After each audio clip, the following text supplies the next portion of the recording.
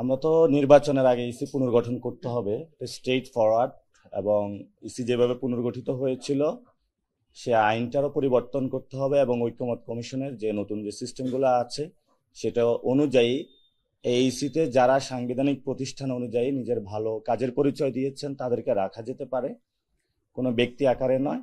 কিন্তু এইসি পুনর্গঠন করবে অনেকে তাদের ব্যক্তি জায়গা থেকে একটা দলীয় মুখপাত্র হিসাবে কাজ করছেন। 2 নম্বর জিনিস হলো, আমাদের শাপলার কোনো বিকল্প অপশন নাই, কারণ লিগ্যাল ওয়েতে আমরা দেখেছি আইনগতভাবে শাপলা পেতে আমাদের কোনো বাধা নেই। যদি বাধা দেওয়া হয় সেটা আমরা রাজনৈতিকভাবে লড়াই করব। বৈঠকে আমরা আলোচনা করেছি যে বিষয়টি, তার মধ্যে একটা বড় উল্লেখযোগ্য বিষয় হচ্ছে, আপনারা জানেন যে গত 12 তারিখে নির্বাচন বিধিমালা পরিচালনা বিধিমালার তফসিলে যে প্রতীক অন্তর্ভুক্ত করার বিষয়টি রয়েছে, সেখানে আপনারা লক্ষ্য করেছেন কিনা যে সেখানে যদিও এর আগে সরকারি সিদ্ধান্ত অনুযায়ী এবং নির্বাচন কমিশনের নিজের সিদ্ধান্ত অনুযায়ী বাংলাদেশ আওয়ামী লীগের নিবন্ধন কার্যক্রম স্থগিত রয়েছে, কিন্তু তাদের স্থগিত থাকা অবস্থায়ও তাদের যে প্রতীক ছিল নৌকা, সে নৌকাকে কিন্তু এখনো তালিকা থেকে বাদ দেওয়া হয়নি।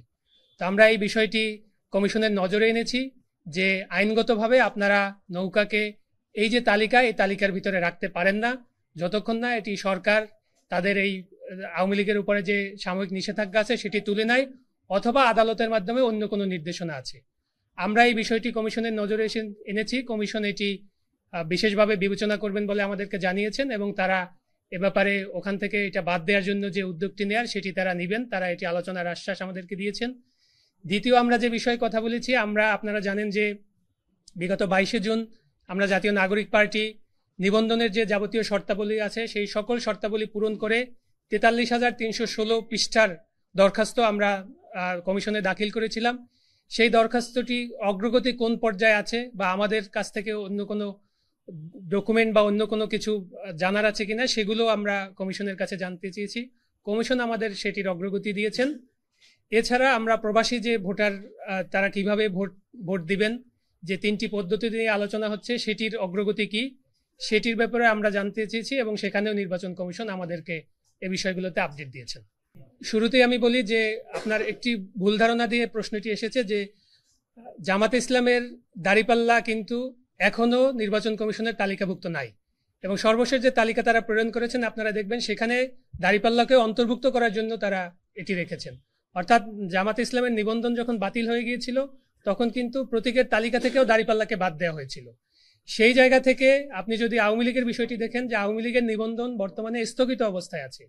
কোনো স্থগিত থাকা বিষয়ের প্রতীক যেটা তাদেরকে বরাদ্দ দেওয়া হয়েছিল সেটি তালিকায় অন্তর্ভুক্ত থাকার সুযোগ নাই। এটি আমরা বলেছি যে যেহেতু আওয়ামী লীগের নির্বাচনী তাদের যে নিবন্ধন সেটি স্থগিত আছে, অতএব তাদের প্রতীকটিও স্থগিত থাকতে হবে, প্রতীকটি এই তফসিলে অন্তর্ভুক্ত রাখার কোনো সুযোগ নেই। দ্বিতীয় প্রশ্নটি হচ্ছে যে আপনি যে একটি প্রশ্ন করলেন, এটি আসলে আমাদের মাঝে কিছু লোকের মাঝে এই ভুল ধারণাটি তৈরি হয়েছে যে জাতীয় প্রতীক আসলে শাপলা। কিন্তু আপনারা যদি সংবিধানের 4-3 অনুচ্ছেদ এবং 1972 সালের একটি অর্ডার আছে, এবং 72 সালের এই জাতীয় প্রতীক নিয়ে একটি রুলস আছে, এগুলোর একটি কম্বাইন্ড রিডিং আপনারা দেখেন, সেখানে দেখবেন যে 4টি আলাদা স্বতন্ত্র উপাদান নিয়ে জাতীয় প্রতীকটি গঠিত। তার ভিতরে ধানের শীষ আছে, তার ভিতরে তারকা আছে, তার ভিতরে পাট পাতা আছে এবং শাপলা আছে। এই 4টি আলাদা উপাদানের মধ্যে ধানের শীষ আপনারা জানেন ইতিমধ্যে বাংলাদেশ জাতীয়তাবাদী দল বিএনপির প্রতীক, তারকা একটা দলের প্রতীক, এবং পাট পাতা সোনালী আঁশ আর একটা দলের প্রতীক আছে। এছাড়াও জাতীয় ফুল হিসাবেও যদি আপনি এটাকে ট্রিট করেন, জাতীয় ফল কাঁঠাল আরো অন্য একটি নিবন্ধিত দলের প্রতীক হিসাবে রয়েছে। তো আমাদের এইখানে যে মিসকনসেপশনটি বারবার হচ্ছে যে জাতীয় প্রতীককে শাপলা হিসেবে ব্র্যান্ডিং করা হচ্ছে, কিন্তু জাতীয় প্রতীক আসলে শাপলা নয়।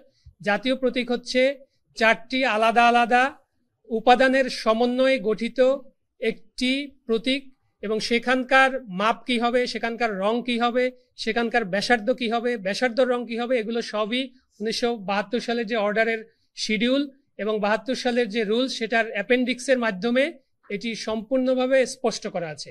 আমি আপনাদেরকে অনুরোধ করব যে সেগুলো আপনারা দেখবেন এই ব্যাখ্যাগুলো দেওয়ার আগে, এবং সেগুলো দেখেই এই ব্যাখ্যাগুলো দিবেন। বিধিমালায় রাখিনি ব্যাপারটা আসলে এরকম না। আপনারা জানেন যে তফসিলের যে তালিকা আছে সেই তালিকাটি আসলে যে কোনো সময় সংশোধন করা যায়। এটি একটি বিধিমালা সংশোধন করতে পার্লামেন্টেরও দরকার হয় না, অর্ডিন্যান্স জারিরও দরকার হয় না। এটা সংশ্লিষ্ট প্রতিষ্ঠানই করতে পারে, কিন্তু আইন মন্ত্রণালয়ের ভেটিং করতে হয়। তো আমরা যেহেতু নৌকার ব্যাপারে আপত্তি জানিয়েছি এবং বলেছি যে নৌকাকেও এই লিস্টের ভিতরে রাখা যাবে না, তালিকার ভিতরে রাখা যাবে না। এটি করতে গেলেও কমিশনকে আসলে নতুন করে ওই তালিকায় এই সংযোজন বা বিয়োজনের একটা প্রসঙ্গ থাকবে। সেই জায়গা থেকে আমরা জাতীয় নাগরিক পার্টির পক্ষ থেকে নতুন একটা দরখাস্ত আমরা আজকে দিয়েছি যে আপনারা শাপলাকে বাদ দেওয়ার ব্যাপারে যে ব্যাখ্যাটি গণমাধ্যমে নির্বাচন কমিশন থেকে দেওয়া হয়েছিল, সেই ব্যাখ্যাটি আসলে আইনগতভাবে একটি ভুল ব্যাখ্যার উপর দাঁড়িয়ে আছে। আমরা সেই জায়গাগুলোতে নির্বাচন কমিশনকে ব্যাখ্যাগুলো জানিয়েছি এবং স্পষ্ট করেছি যে আইনগত এটার কোনো বাধা শাপলাকে নির্বাচনী প্রতীক হিসাবে রাখার ক্ষেত্রে নাই।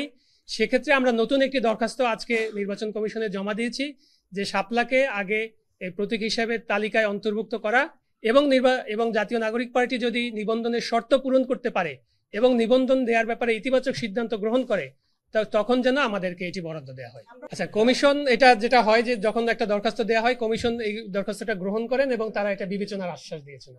এটার ব্যাখ্যা হলো 3টা প্রতীক আসলে আমরা চাইনি। আপনারা যেটা দেখবেন যে নির্বাচন কমিশনের যে একটা প্রেসক্রাইব ফর্ম ছিল সেখানে দফা 6 উল্লেখ করা ছিল যে আপনারা দল হিসাবে কোন প্রতীক আপনাদের বরাবরে সংরক্ষণের জন্য আবেদন করেন। সেখানে আমরা শাপলাকে আবেদন করেছিলাম।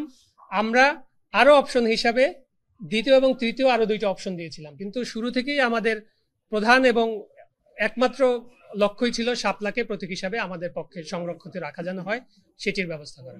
না দেখুন, এই প্রশ্নটি আসলে জাতীয় ফুল কোনটা থাকবে না থাকবে এটা আসলে কমিশনের সিদ্ধান্ত গ্রহণের বিষয় না। আমাদের আগে অন্য একটি দল চেয়েছিল বলে আমরা দেখতে পেয়েছি। সেক্ষেত্রে আমাদের ব্যাখ্যাটি হলো যেহেতু ওই নিবন্ধিত রাজনৈতিক দল তারা যখন নিবন্ধন পায় তখন নির্বাচন কমিশন থেকে তাদেরকে কেতলি মার্কা বরাদ্দ দেওয়া হয়েছিল। তারা যদি নতুন করে আবার এই প্রতীকটি চেঞ্জ করতে চায় তাহলে তাদের কিছু ফর্মালিটিস আছে, তাদের অনেক বেশি বার্ডেন আছে, যেটা আমরা নতুন দল হিসেবে নাই। আমরা চেয়েছি যে এইটা তালিকাভুক্ত করে আমাদেরকে বরাদ্দ দেওয়ার জন্য প্রথমত। দ্বিতীয়ত হচ্ছে নির্বাচন কমিশন যখন নীতিগত সিদ্ধান্ত নিয়ে এই বিষয়টি আইন মন্ত্রণালয়ে ভেটিং এর জন্য পাঠিয়েছিল যেখানে শাপলাকে রাখা হয়নি, এরপরে কিন্তু ফার্স্ট অ্যাপ্লিকেশনটা নিয়ে আমরাই এসেছি।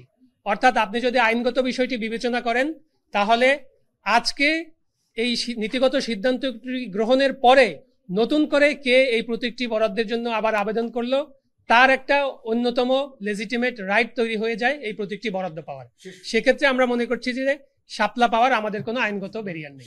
নির্বাচন কমিশন তো একটা সাংবিধানিক প্রতিষ্ঠান, আপনারা জানেন। আমরা কখনোই কোনো প্রতিষ্ঠানকে চ্যালেঞ্জ করি না। আমরা প্রতিষ্ঠানের কাজগুলোকে সবসময় চ্যালেঞ্জের ভিতরে রাখতে চাই এবং এটা গণতান্ত্রিক পরিবেশে এটা একটা জবাবদিহিতারও জায়গা যে কোনো সময় যে কোনো সাংবিধানিক প্রতিষ্ঠান বা যে কোনো বিধিবদ্ধ প্রতিষ্ঠানকে একটা জবাবদিহিতার মধ্যে রাখতে হয়। সে জায়গা থেকে এই যে আশঙ্কা, এটি কিন্তু আমরা নির্বাচন কমিশন যখন গঠন হয়েছিল 2022 সালের আইন অনুযায়ী তখনই কিন্তু আমরা আমাদের প্রতিক্রিয়া দিয়েছিলাম যে প্রক্রিয়ায় এই নির্বাচন কমিশন গঠন হয়েছে সেই প্রক্রিয়াটি আমরা সমর্থন করি না। সেই অবস্থান আমাদের এখনো বর্তমান আছে এবং আপনারা জানেন যে আমরা ঐক্যমত্য কমিশনের যে সংস্কার প্রস্তাবগুলো নিয়ে আলোচনা হচ্ছে সেখানেও নির্বাচন কমিশন সহ অন্যান্য সাংবিধানিক প্রতিষ্ঠানের নিয়োগগুলো যাতে স্বচ্ছ এবং সুন্দরভাবে হয় সেখানে কিন্তু আমাদের আলাদা প্রস্তাবনা আছে এবং সেটার জন্য আমরা কথা বলছি।